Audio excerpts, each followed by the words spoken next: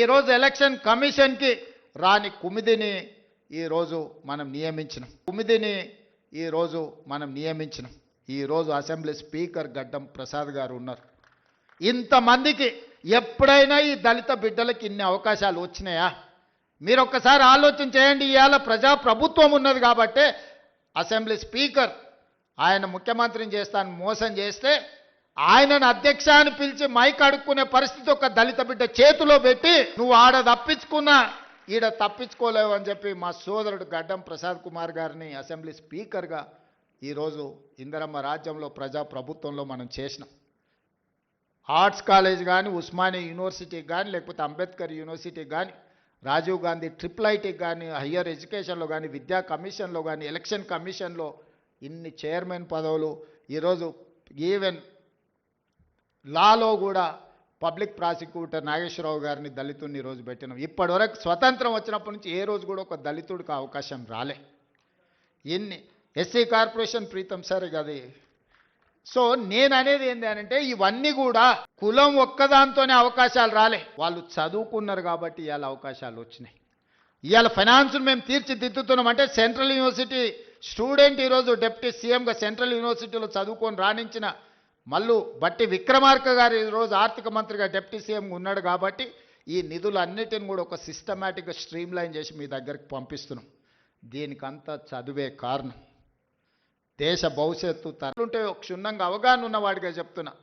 తల్లిదండ్రులు ఉపాధి హామీ కూలికి పోయి ఇళ్లల్లో పాచి పనులు చేసి రూపాయి కూడబెట్టి వాళ్ళ పిల్లల్ని ఉస్మానియా కాకతీయ యూనివర్సిటీలకు పంపించి పీజీలు పిహెచ్డీలు చదివిస్తే మళ్ళీ చదువుకున్న యాదోల పిల్లగాడు ఊరికెళ్ళి గొర్రెలు పెట్టుకోవాలంట, దళితుల పిల్లలు చెప్పులు కుట్టుకోవాలంటే దీనికోసం ఆ తల్లిదండ్రులు కష్టపడి పీజీ పిహెచ్డీలు చదివించిందని నేను అడుగుతున్నా. ఎందుకు ఆ 10 సంవత్సరాలలో ఉద్యోగ నోటిఫికేషన్లు ఇవ్వలేదు? ఉద్యోగ నోటిఫికేషన్ల కోసం ఉస్మానియా కాకతీయ యూనివర్సిటీల నుంచి మొదలు పెడితే అశోక్ నగర్ చౌరాస్తా వరకు నోటిఫికేషన్ల కోసం అల్లాడిన పిల్లలు లేరా? తెలంగాణ ఉద్యమంలో ఒక్కరైనా మీ పిల్లలు చచ్చిందా? చచ్చిపోయిన పిల్లలందరూ ఈ పిల్లలే కదా.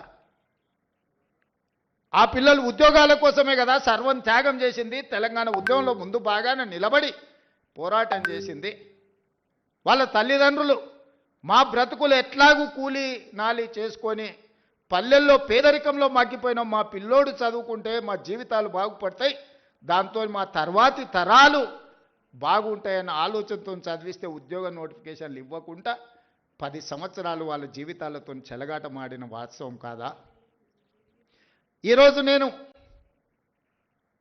సివిల్ సొసైటీలో పనిచేసే వాళ్ళ తరఫున వాళ్ళు నన్ను కలిసి మాట్లాడినప్పుడు 23-24 సంవత్సరాల యువకుడు పోటీ పరీక్షలకు ప్రిపేర్ అవుదామని హైదరాబాద్కు వస్తే 10 సంవత్సరాలు నోటిఫికేషన్ లేకపోతే వాడి జీవితంలో 23-24 సంవత్సరాల నుంచి 35-36 సంవత్సరాల వరకు జీవితంలో నిలదొక్కుకోకుండా, పెళ్ళి లేకుండా, కుటుంబంతో ఉండకుండా ఈరోజు వాళ్ళ జీవితాలు కాలగర్భంలో కలిసిపోతుంటే ఆ తల్లిదండ్రుల దుఃఖం అనేది కుర్చీలో ఉన్నవాడికి ఉండాలి కదా.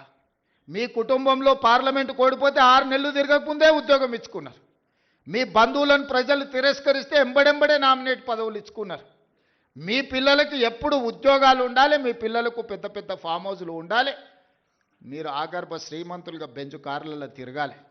మేమేం వద్దంటలేం, మీరు లావిష్ లైఫ్ మీరు గడపండి, కానీ కనీసం మా పిల్లలకు పోటీ పరీక్షలు నిర్వహించాలన్న ఆలోచన మీకు రాలే. ఇవాళ మా ప్రభుత్వం వచ్చిన మొదటి సంవత్సరంలో ఆన్ రికార్డ్ నేను ఛాలెంజ్ చేస్తున్న ఈ దేశంలో ఏ రాష్ట్ర ముఖ్యమంత్రినైనా, ఏ ప్రభుత్వమైనా, ఏ పాలకులైనా ఒక్క సంవత్సరంలో 59,000 ప్రభుత్వ ఉద్యోగాలు ఇచ్చిన ఎవరైనా ముఖ్యమంత్రి రాష్ట్ర ప్రభుత్వం ఉంటే వాళ్ళు విధించే ఏ శిక్షకైనా నేను మా ఉప ముఖ్యమంత్రి గారు సిద్ధంగా ఉన్నాము. మా ప్రభుత్వం, మా మంత్రివర్గం మొదటి సంవత్సరంలో 59,000 ప్రభుత్వ ఉద్యోగ నియామక పత్రాలు ఏ ఎల్బీ స్టేడియంలో మేము మంత్రులుగా ముఖ్యమంత్రిగా ప్రమాణ స్వీకారం చేసినామో అదే ఎల్బీ స్టేడియంలో వాళ్ళందరినీ పిలిపించి నియామక పత్రాలు వాళ్ళ చేతులకు అందించినప్పుడు ఆ పేదవాళ్ళ తల్లిదండ్రుల కళ్ళల్లో చూసిన ఆనందం జీవితకాలం గుర్తుంటుంది. ఎందుకంటే వాళ్ళ పిల్లలు ప్రయోజకులైనప్పుడు ఆ తల్లిదండ్రుల కళ్ళల్లో కనిపించే ఆనందం ఒక గొప్ప అనుభూతి. అది మాటలకు అందదు, మాటలు చెప్పినా సరిపోవు. అట్లా 59,000 మందికి ఎల్బీ స్టేడియంలో మొదటి సంవత్సరంలోనే ప్రభుత్వ ఉద్యోగ నియామకాలు అందించి మాకిచ్చిన అవకాశాన్ని సద్వినియోగం చేసుకునే ప్రయత్నం చేస్తున్నాం. ప్రైవేట్ కార్పొరేట్ కంపెనీల్లో కూడా దాదాపుగా ఈ సంవత్సరన్నరలో 1,00,000 ఉద్యోగాలు లెక్కగట్టి ఈరోజు పెట్టుబడులు తెచ్చి మన చదువుకున్న పిల్లలకు ఉద్యోగాలు అందించినాం. కానీ ఇవి సరిపోవు. నాకు స్పష్టంగా తెలుసు. దాదాపుగా పబ్లిక్ సర్వీస్ కమిషన్ నమోదు చేయించుకుంటే నిరుద్యోగులు పట్టభద్రుల పైన చదువుకున్న వాళ్ళు 20 లక్షల మంది దాకా ఉన్నారు. మెరిట్తో చదువుకుంది. ఇవాళ అంబేద్కర్ యూనివర్సిటీకి డాక్టర్ గంటా చక్రపాణి, ప్రొఫెసర్ చక్రపాణి ఈరోజు వైస్ ఛాన్సలర్గా ఉన్నాడు.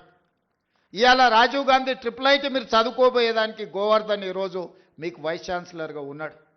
హయ్యర్ ఎడ్యుకేషన్లో ప్రొఫెసర్ పురుషోత్తం వైస్ చైర్మన్గా ఈరోజు మీకు ఉన్నాడు. ఈరోజు విద్యా కమిషన్ని విద్యలో సమూలమైన సంపూర్ణమైన మార్పులు తీసుకురావాలి అని అంటే ఏమి చెయ్యాలి అంటే ఆ ఆత్మ ఉండాలి అని చెప్పి ఈరోజు మురళి ఐఏఎస్ ఆఫీసర్ని ఈరోజు విద్యా కమిషన్ చైర్మన్గా నియమించిన. ఈరోజు ఎలక్షన్ కమిషన్కి రాని కుమిదిని